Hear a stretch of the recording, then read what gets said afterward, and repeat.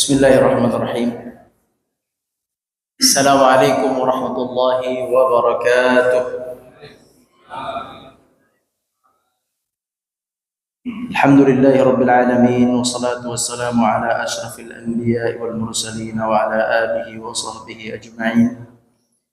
Allahumma inna nas'aluka ridhaka wal jannah wa na'udzubika min sakhatika wan nar. Allahumma la ilma lana illa ma 'allamtana innaka antal alimul hakim. Allahumma faqihna fid din wa 'allimna ta'wil. Allahumma ya muqallibal qulub tsabbit qulubana 'ala dinika wa ta'atika ya arhamar rahimin. Allahumma amin. Kaum muslimin yang dirahmati Allah Subhanahu wa taala, yang pertama kita bersyukur kepada Allah Subhanahu wa taala. Paling rendahnya kita mengucapkan kalimat alhamdulillahi rabbil alamin. Bersyukur lebih dari ucapan adalah membalas segala karunia Allah dengan ketaatan. Barang siapa yang diberikan kesehatan maka balas dengan ketaatan yang banyak. Sehat berarti tambah khusyuknya, tambah salatnya, tambah dakwahnya, tambah ikhlasannya dalam membantu agama Allah. Barang siapa yang kaya maka cara bersyukurnya bukan alhamdulillah saja, tambah infaknya, yang banyak infaknya. Jangan merasa bangga dengan infaknya, ya kan? Jadi kalau kaya tambah infaknya, itu cara bersyukur. Umroh bolak-balik, haji bolak-balik, jangan bikin kontrakan bolak-balik, ya. Boleh juga. Tapi sekalian umroh, sekalian bikin kontrakan. Kaum muslimin yang dirahmati Allah, cara bersyukur kepada Allah itu secara lisan dengan alhamdulillah, secara perbuatan itu adalah sarfun ni'mah ila ta'atillah, yaitu nikmat dialihkan untuk ketaatan kepada Allah. Ya, ada uang simpanan untuk ibadah, silakan untuk ibadah, jangan disimpan terus nanti ditinggal mati, Pak. Pakai, tukerin. Kalau yang punya banyak simpanan emas, tukerin, silakan tukar. Yang punya dolar, tukerin. Pakai untuk kebaikan. Umrah Ramadan diniatkan dari sekarang, umrah Ramadan. Mahal, enggak mahal kalau taat kepada Allah, enggak ada yang mahal.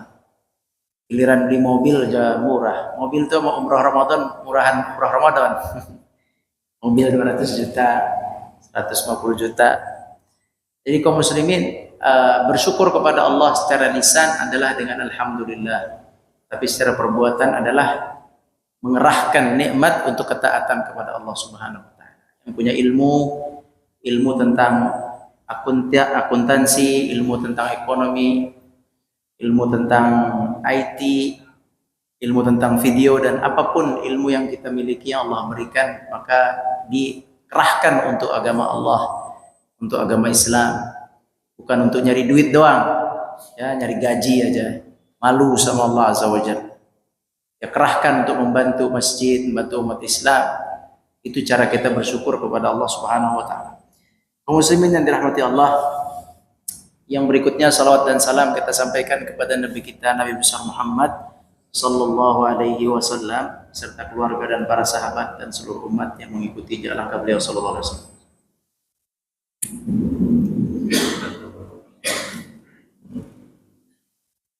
Pada hari ini kita melanjutkan pembahasan mengenai hal-hal yang dibolehkan dalam sholat. Sebelumnya kita sudah membahas banyak sekali hal-hal yang dibolehkan dalam sholat. Pertama, menangis. Boleh menangis dan merintih. Yang kedua, boleh menoleh jika diperlukan. Menoleh jika diperlukan.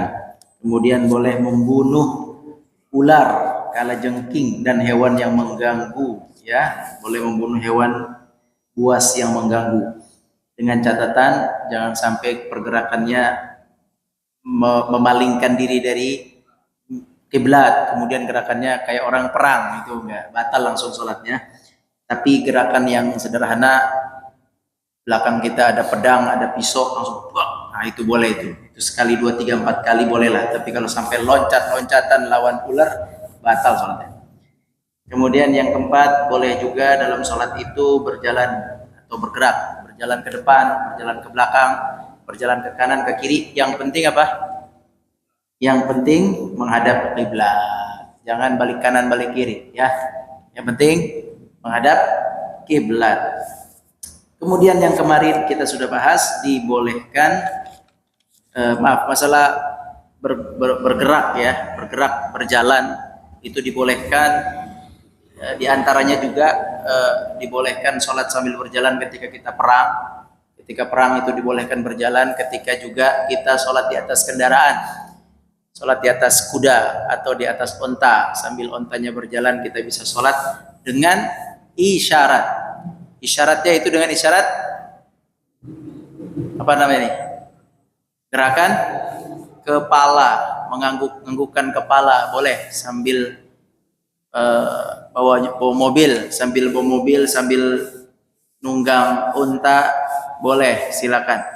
Tetapi kalau kita bukan penyupir mobil, maka sholatnya dengan sholat duduk seperti biasa. Kita duduk seperti biasa. Kayak gerakan angkat tangan, mendekap tangan, ruku, sujud seperti orang duduk. Tapi kalau lagi nyupir, maka cukup pakai gerakan kepala. Allahu Akbar. Allahu Akbar. Samiallahu liman hamidah. Allahu Akbar. Begitu. Ya. Itu namanya pergerakan yang dibolehkan dan pergerakan yang dibutuhkan. Kemudian berikutnya adalah yang dibolehkan dalam sholat, menggendong atau memikul anak kecil. Anak kecil boleh digendong, baik digendong pakai punggungnya atau digendong pakai alat gendong atau digendong di atas pundaknya. Itu semua dibolehkan di dalam sholat, tidak membatalkan sholat. Dan kalau ada kebutuhan, tidak boleh menggendong setiap hari atau sengaja atau karena sayang atau karena lucu atau karena ini dan itu sholat digendong. Enggak. Kalau dia bisa sendiri di situ duduk atau dia tiduran di kasurnya sendiri, di bak bayinya, kasur bayinya, maka udah biarin aja dia duduk, jangan digendong-gendong. Kapan boleh digendong? Jika dibutuhkan. Ya, dibutuhkan boleh menggendong. Termasuk karena ini menggendong bayi boleh, maka menggendong alat lain juga boleh. Sambil menggendong tas, sambil menggendong pedang, sambil menggendong anak panah, sambil menggendong apa lagi? Menggendong istri nggak sah. Menggendong istri langsung batal kayaknya. Nggak kuat gendong istri lagi sholat, ya. Ya, gede soalnya. Jadi menggendong itu dibolehkan selama tidak mengganggu sholat tersebut, ya. Yang dilakukan oleh Nabi SAW adalah menggendong cucu beliau, yaitu Umamah, cucu perempuan beliau. Beliau juga pernah sholat.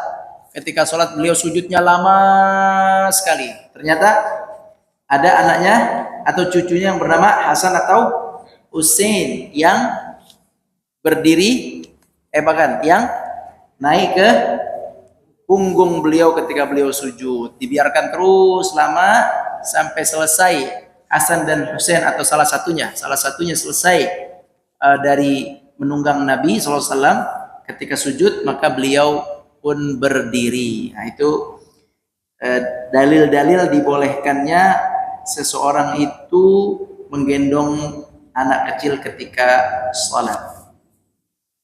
Misalnya kita sa'i atau kita tawaf, kita gendong anak kecil tawaf, terus ternyata azan dan kita harus sholat, anak itu tidur, ya udah digendong, gak apa-apa seperti itu, karena anak itu tidur, kita gendong sambil kita sholat. Baik kaum muslimin yang dirahmati Allah, berikutnya yang dibolehkan dalam sholat yang keenam dibolehkan dalam sholat adalah menyampaikan salam atau mengucapkan salam kepada orang yang sedang sholat dan menjawab salam bagi orang yang sedang sholat. Ya, jadi kalau kita menemui orang sedang sholat, di rumah misalnya, kita boleh mengucapkan assalamualaikum. Boleh, bukan sunnah, bukan wajib.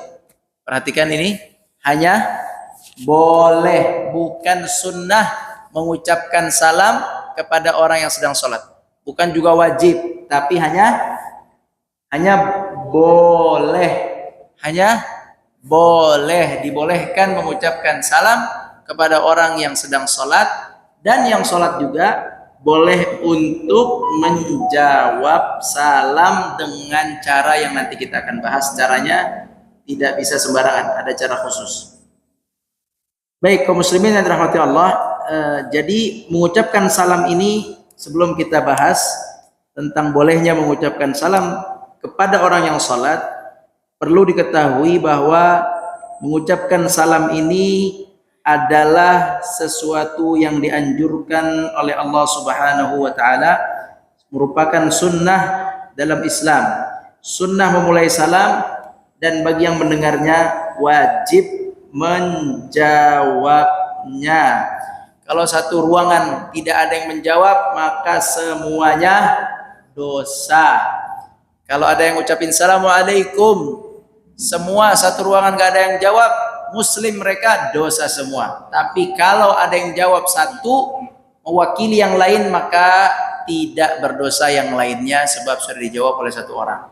Ini namanya wajib atau fardu kifayah. Wajib kifayah, fardu kifayah. Jadi wajib dijawab, tapi bisa diwakilkan minimal oleh satu orang. Ya, satu orang itu pun jawabnya harus pakai suara.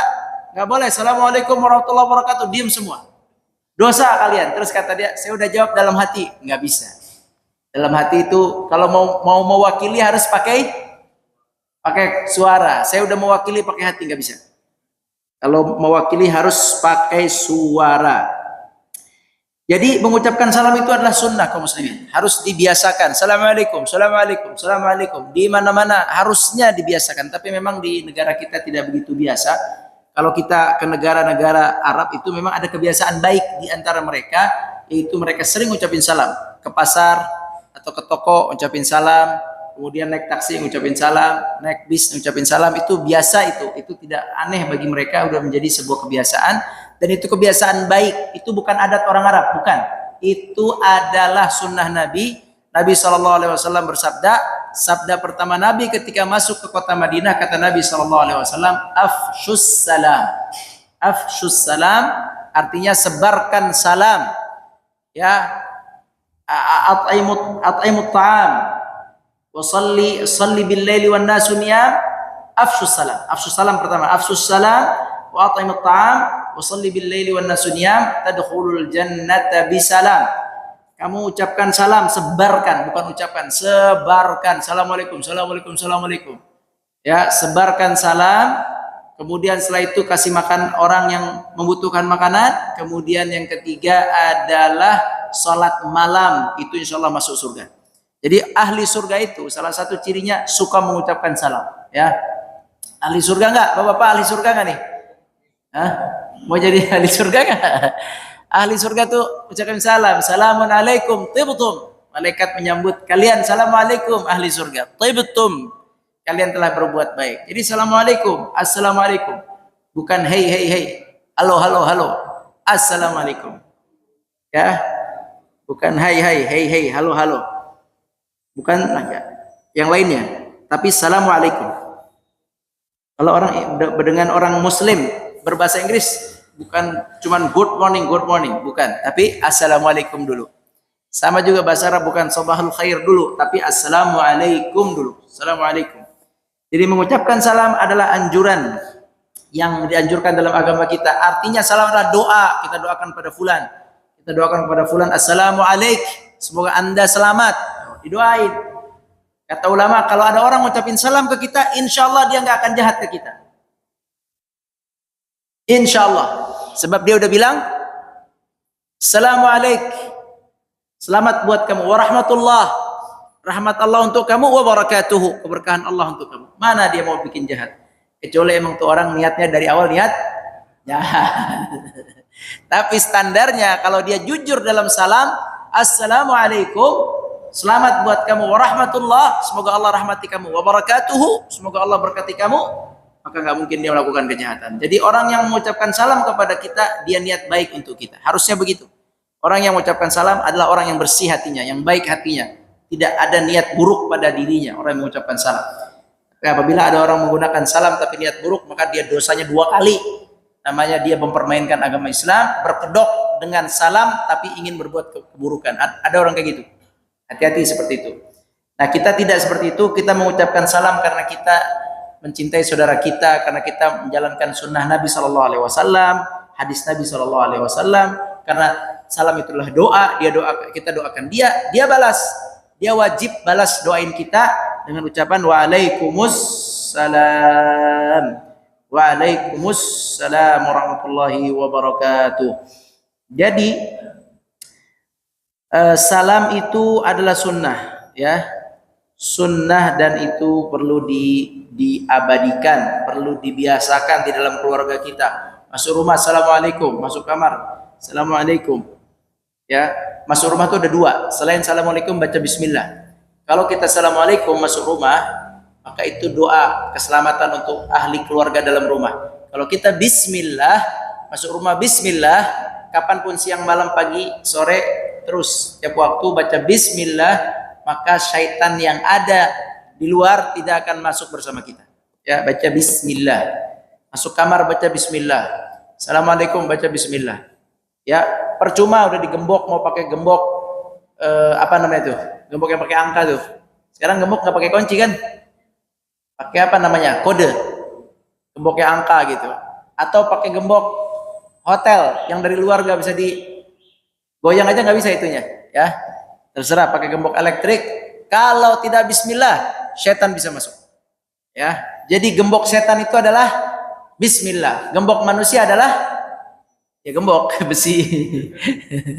Bapak harus menjaga rumah dari dua kejahatan, 2 keburukan, yaitu keburukan manusia dan keburukan jin. Keburukan manusia dengan gembok, dengan kunci, sedangkan keburukan jin dengan bismillah.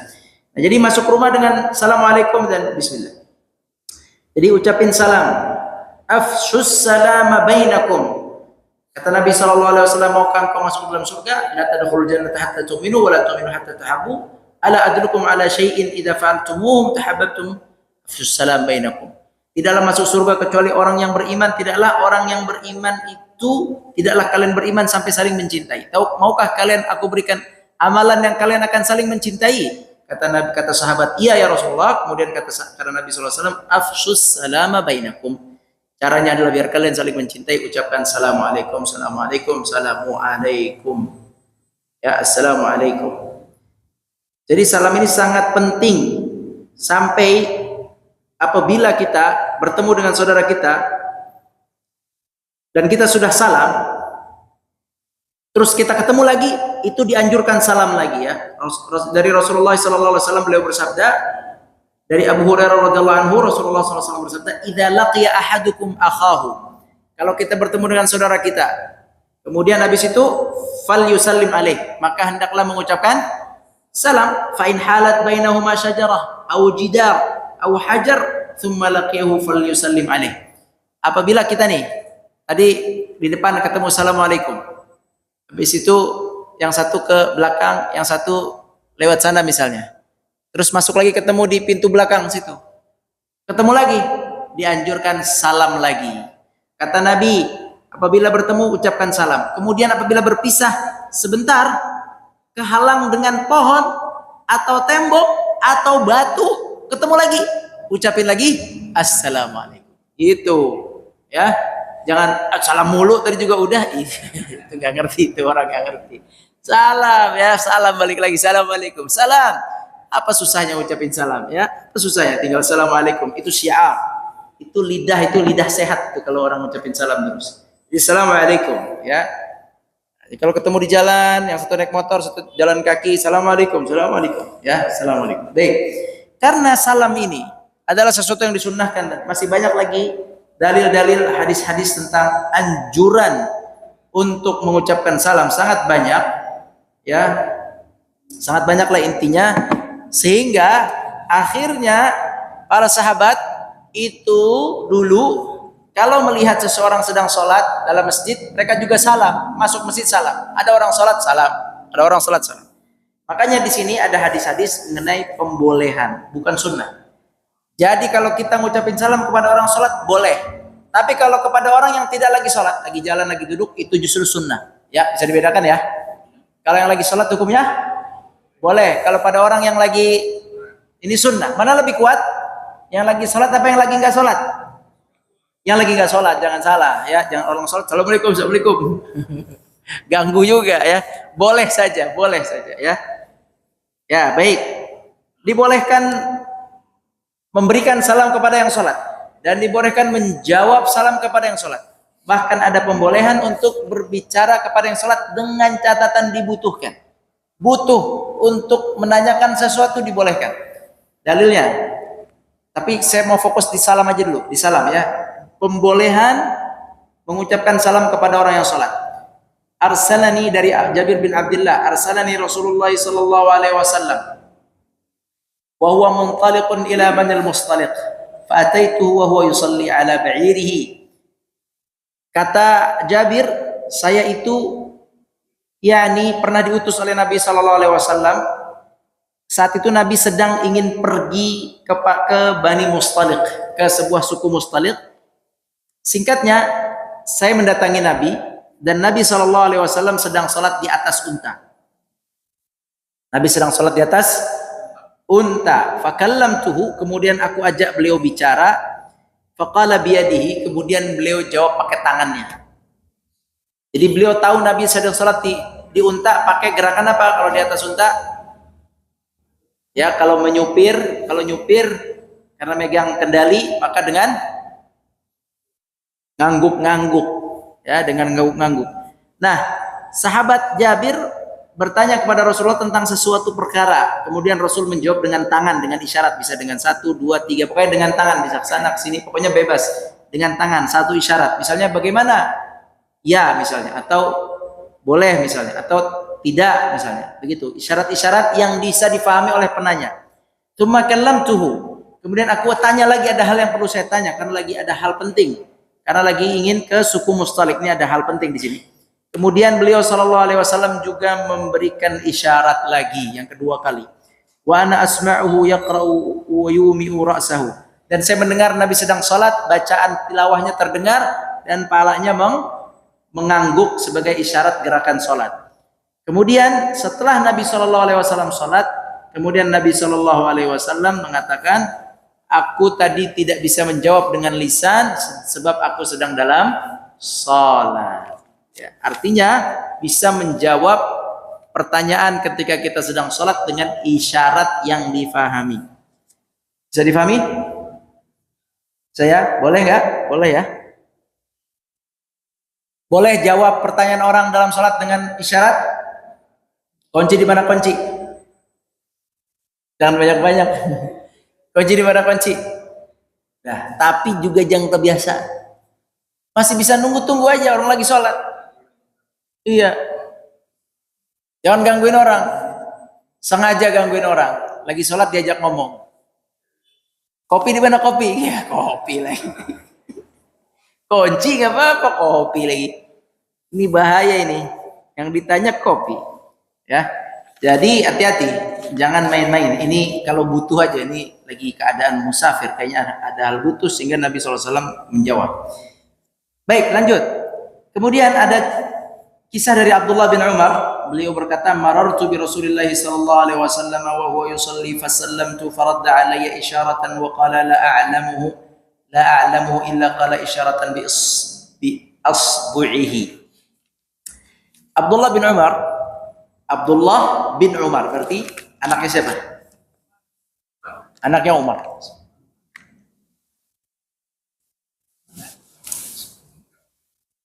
Jadi beliau itu datang kepada Nabi dan Nabi sedang salat. Dan beliau mengucapkan salam, "Assalamu alayka ya Rasulullah." "Assalamualaikum ya Rasulullah." Maka beliau menjawab dengan isyarat jari. Saya begini salat. Waalaikumsalam.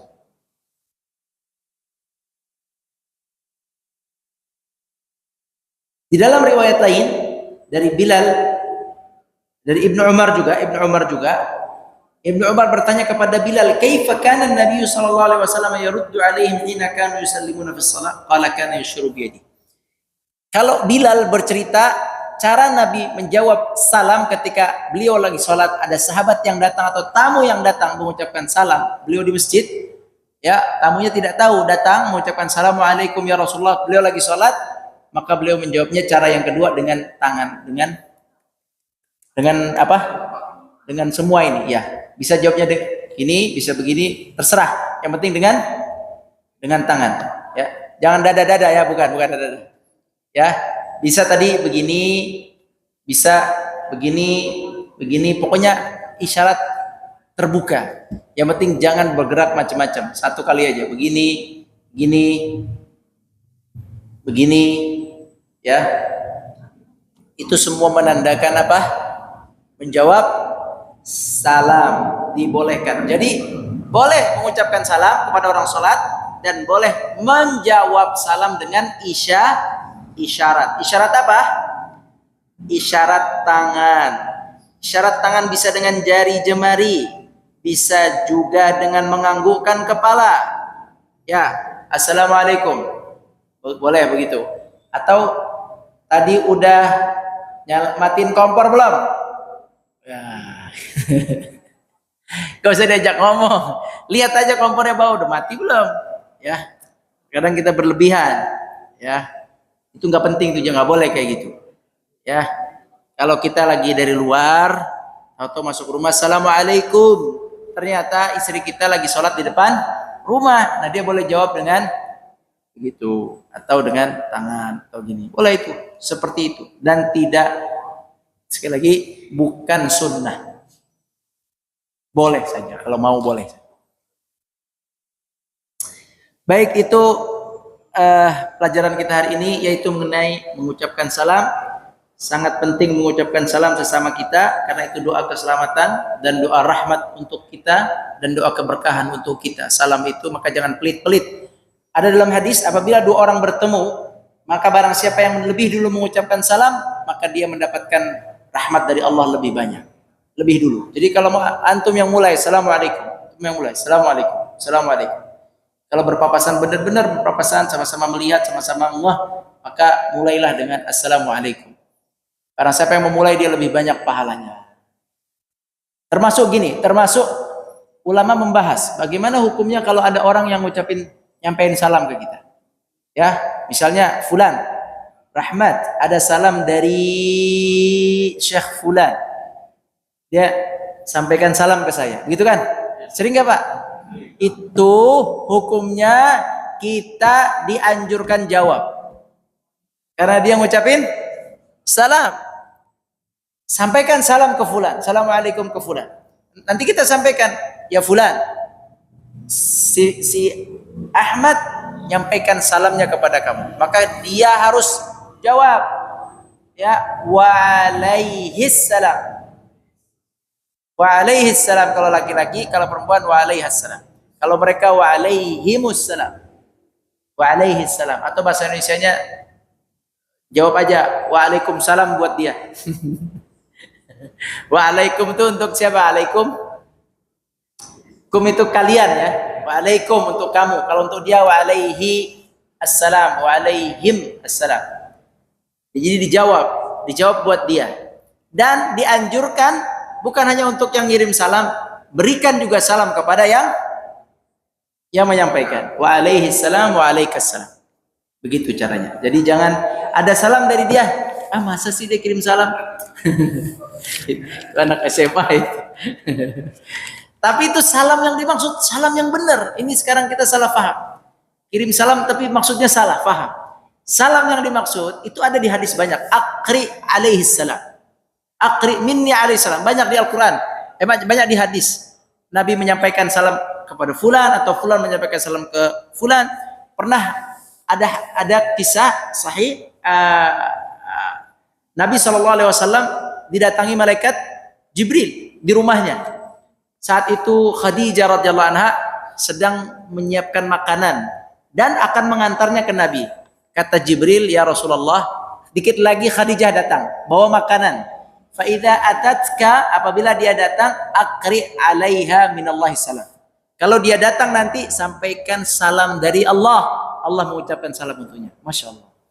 Khadijah radhiyallahu anha. Masya Allah. Maka datang Khadijah, kemudian Nabi mengucapkan, ya Khadijah, Allahu yuqri alaikis salam. Disampaikan, Allah mengucapkan untukmu atau menyampaikan kepadamu salam. Jadi salam itu mulia, bukan buat cuman basa-basi. Ya, kita buat basa-basi, kirim salam ya, apa ya, yang benar. Assalamualaikum, kirim salam. Jadi salam itu sangat mulia, saking mulianya bahkan dibolehkan di dalam salat dan boleh dijawab ketika kita sedang salat, boleh jawab salam dengan isyarat. Wallahu a'lam. Silakan, ada pertanyaan? Nah. Bagaimana hukumnya ada orang diberi salam, jawabnya oi? Ya, jawabnya oi. Iya, jadi saya sukai. Zaman sekarang ini kita ini sudah banyak terkena dengan budaya dan adat dari luar. Bahkan yang kerja pun nggak boleh ngucapin salam, customer service itu nggak boleh ngucapin salam. Assalamualaikum, selamat pagi Pak. Assalamualaikum, selamat pagi, selamat pagi. Jawab salam, kayak dijawab. Yang jawab salam tuh bank yang syariah itu. Kalau yang lain itu selamat pagi Pak. Assalamualaikum, selamat pagi, selamat pagi. Ya, jadi dia tuh kita salam, dia selamat pagi. Jadi sudah banyak terkontaminasi dengan budaya. Ya gimana ya, itu kalau yang punya kantor orang muslim, terus standar SOP-nya nggak boleh jawab salam, dosa tuh, tanda tangan. Orang ngucapin salam, iya customer service selamat pagi, oke. Tapi kalau orang salam, bolehin jawab salam. Kasihan kita ini sebenarnya, pelit banget sama salam, pelit sama salam. Salam itu kan doa. Kenapa sih? Nggak ada, semua kantor-kantor nggak ada ngucapin salam kecuali cuman yang ada label syariah aja. Iya, pokoknya ada syariahnya. BCA kalau syariah kayaknya pakai salam juga itu. Ya, bang, yang lain kalau nggak syariah nggak ada salam. Ya, nggak ada salamnya. Jadi muskilah. Nah, ini kita salam, dia ucapnya oi. Iya itu, kita salam dia ucapin oi. Kita salam dia ucapin selamat pagi.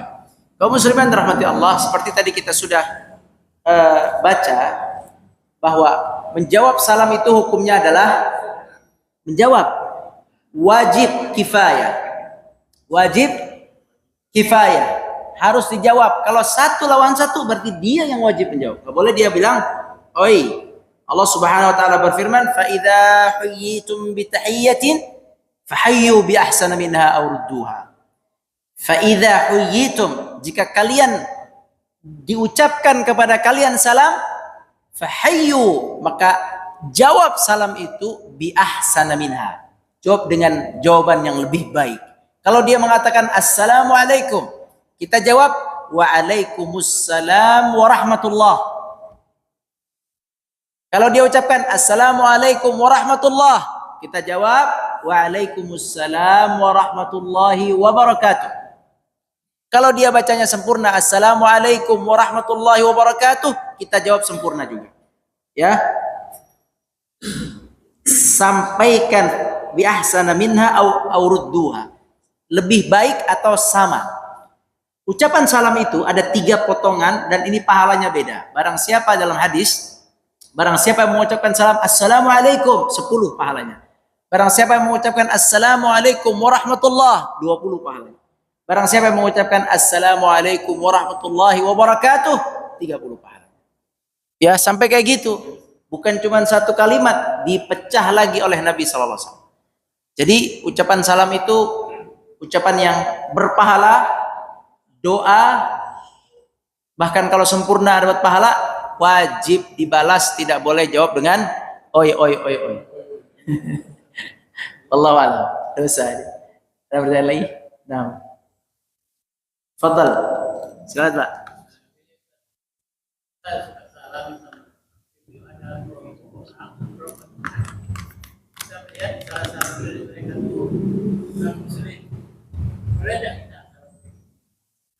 Ya, mengucapkan salam kepada non-muslim, ulama berbeda pandangan. Ada yang mengatakan boleh, ada yang mengatakan tidak boleh. Tapi Nabi SAW pernah membuat sebuah surat. Isi suratnya adalah Assalamu ala man ittaba'al huda. Salam buat mereka yang mengikuti petunjuk. Pernah Nabi buat surat itu, tapi surat itu ketika dibaca, dikirim itu kepada orang yang tidak Islam. Semuanya tidak ada yang Islam. Nabi ngirim surat ke raja-raja seluruh area di sekitaran negara Arab saat itu, negara Jazirah Arabiah. Nabi mengucapkan Assalamu ala man ittaba'al huda. Karena nggak ada yang Islam, jadi Nabi mengucapkannya Assalamu, selamat, ala, atas, man, siapa, ittaba'a, mengikuti huda. Assalamu ala man ittaba'al huda. Siapa yang ikut hidayah, selamat. Tapi kalau sekarang masalahnya adalah di situ ada yang muslim. Nah, karena di situ ada yang muslim, maka tidak apa-apa kita menghukumi hukum untuk yang Islam. Kita niatkan salam kita ditujukan untuk yang muslim. Ini terjadi mungkin di kantor-kantor, ya. Kalau kita di kantor, Anda juga sering tuh. Kalau buka puasa bersama di kantor-kantor atau ada kajian-kajian kantor, itu bisa dibisikin. Ustaz, manajernya non muslim. Direkturnya non muslim. Ownernya non muslim. Gitu dia kasih tahu. Bagus dia kasih tahu. Biar Anda punya pesan sendiri buat undang dia ke Islam. Gak apa-apa, bagus. Ya. Jadi itu dia hadir. Tidak apa-apa kita ucapkan Assalamualaikum warahmatullahi wabarakatuh. Kita khususkan buat orang-orang yang beriman. Nah, Allahu a'lam. Nah. Ada pertanyaan? Nah.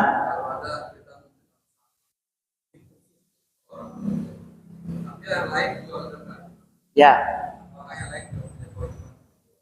Kalau betul kita ingin salam kepada fulan, tapi kan kedengeran, ya.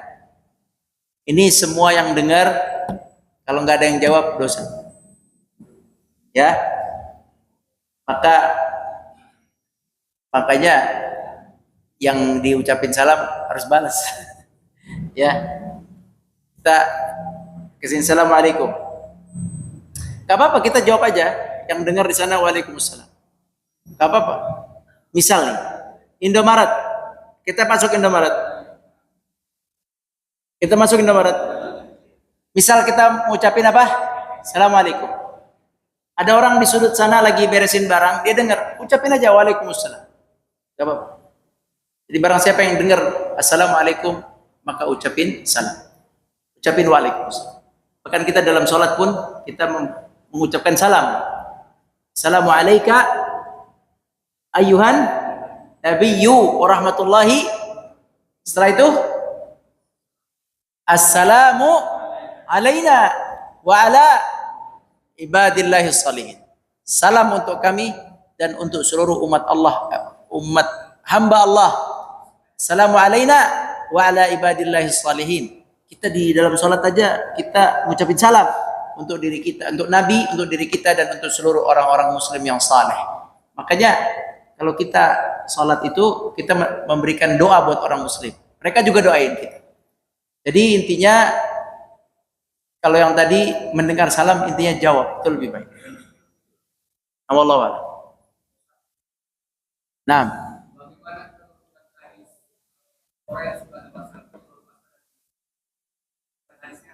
Bagaimana? Orang yang suka menyebarkan salam dilepaskan dari kemiskinan. Wallahu a'lam. Anda nggak tahu. Perlu dicek lagi. Ada beberapa penyebab menghilang kemiskinan itu, ada beberapa sebab. Tapi salam itu Ana belum tahu ya. Di Ana nggak tahu, takut salah. Belum pernah dengar Ana salam sebagai salah satu penyebab kemiskinan. Penyebab penghilang kemiskinan. Allahu a'lam. Ada pertanyaan lain? Nah.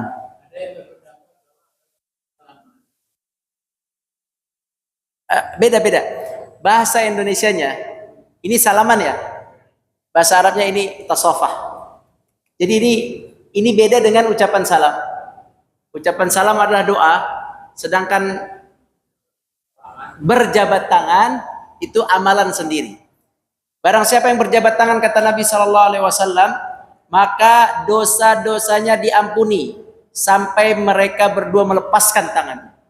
Kalau anak berjabat tangan sama bapak, maka doa bapak diampuni, doa anak dosa bapak dan dosa anak diampuni. Kalau kita salaman, ya, sampai kapan? Sampai dilepas. Makanya Nabi ketika bersalaman, Nabi tidak mau melepas duluan. Bisa Nabi tahan lama, baru nanti dilepas. Salaman begini, ya, gak usah begini, gak usah, nggak ada.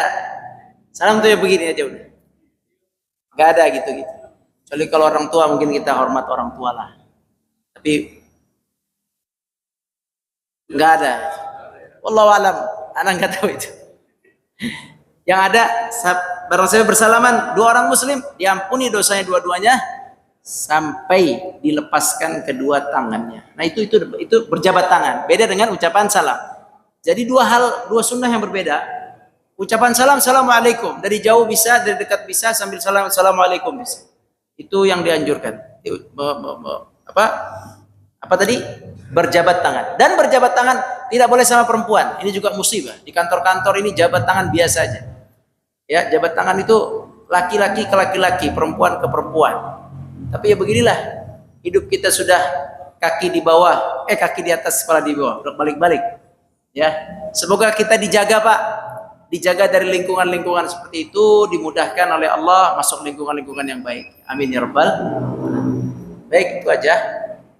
Bapak Ibu sekalian dirahmati Allah, yang benar dari Allah, yang salah dari ana, mohon maaf jika ada kesalahan, kekhilafan, tidak disengaja, semoga Allah ampuni ana dan kita semua.